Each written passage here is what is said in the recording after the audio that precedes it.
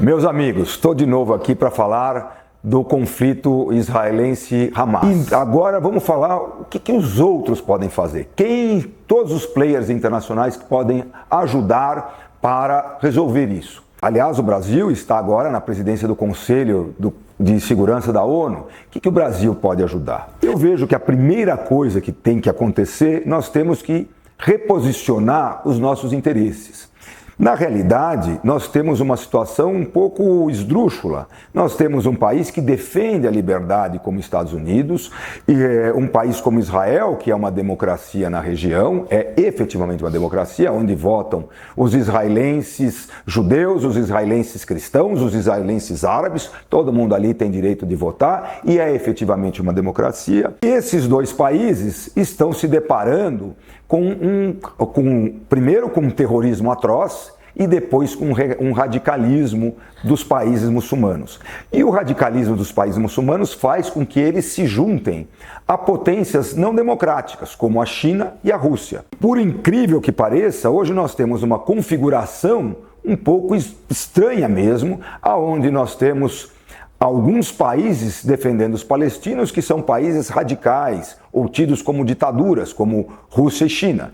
E a liberdade, do outro lado, defendida pelos americanos. E americanos e israelenses hoje estão com a pecha de serem pessoas menos críveis, menos confiáveis do que os outros. O que é isso? É uma crise de valores onde nós precisamos reposicionar valores. O que nós queremos? Quando nós defendemos alguma coisa, nós defendemos algo similar que nós queremos para nós, ou nós só queremos para o outro? Ou nós defendemos simplesmente porque a mídia assim nos leva a defender? Quais são as questões que nos fazem defender? Obviamente, o jogo político e geopolítico é um jogo de interesses. E nós não vamos mudar a real política, ou realpolitik, como já dizia o Kissinger. Não existe essa possibilidade. Mas a realidade é que se as grandes potências não envidarem esforços para minimizar a guerra e obter a paz, obviamente todos perdem.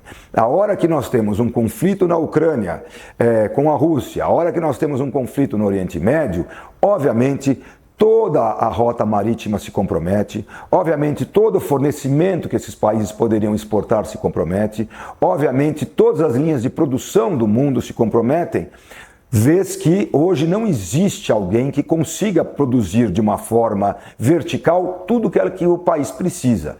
Todos os países estão absolutamente emaranhados num comércio internacional muito pujante. E a hora que existe um conflito, tudo isso para. E para quem que acaba sendo prejudicado? Sempre o mais fraco, o menos favorecido, as pessoas mais pobres, as pessoas que têm menos condição, das pessoas menos esclarecidas. Para elas vai subir a conta do pãozinho porque vai faltar fertilizante, vai faltar trigo.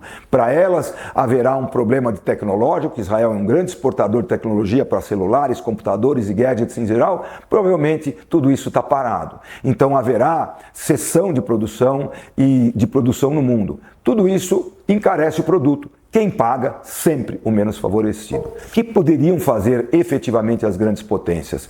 Primeiro, pensar em minimizar o conflito, controlar, no caso aqui, o Irã, porque o Irã declara expressamente que quer acabar com o Estado de Israel. Já disse um ayatolá, o Khamenei, já falou que se tivesse uma bomba atômica e jogasse em Israel, não haveria problema de ter uma devolução, porque Israel tem bomba atômica e falaram para ele, mas se o senhor jogar em Israel, vão jogar a bomba atômica de novo no Irã, vão devolver isso, provavelmente. Ele disse, não tem problema.